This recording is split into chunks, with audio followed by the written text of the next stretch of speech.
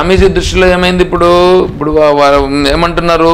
నేను భోక్తను కాదు, కేవలం నిత్య నైమిత్తిక కర్మలను మాత్రము చేస్తున్నాను అనేటువంటిది ఉంటుంది.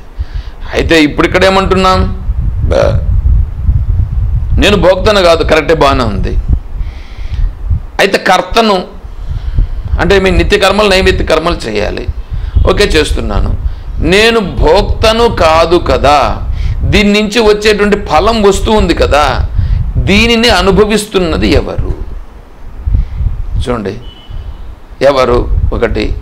ఇప్పుడు నేను భోక్తను కాకుండా ఉండాలంటే నాకు దృఢం కావాలి కదా. నేను భోక్తను కాదు అనే మాట నేను అనాలి కదా. నేను అనాలంటే ఎట్లా అనగలుగుతాను? నేను కర్త ఖచ్చితంగా నువ్వు చెయ్యాలా. కర్మణ్యేవాధికారస్తే మా ఫలేషు కదాచన.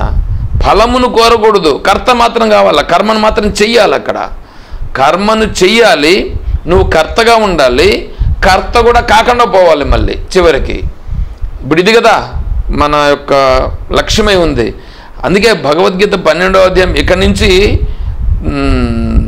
బుర్ర ఒక్కసారి మీరు వింటే పని చేయదు, ఒక్కసారి మీకు వింటే అర్థం కాదు ఇది. కాబట్టి మళ్ళీ వింటేనే అర్థమవుతుంది. మళ్ళీ వింటే కూడా మీకేమవుతుందంటే, నాకు తెలిసైతే నేనైతే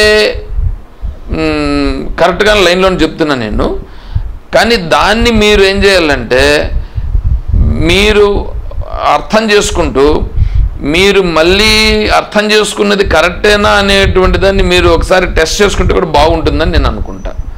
అలా టెస్ట్ చేసుకోవాలంటే దానిపైన చర్చ పెట్టుకొని దానిపైన కూడా మాట్లాడుకుంటే బాగుంటుంది.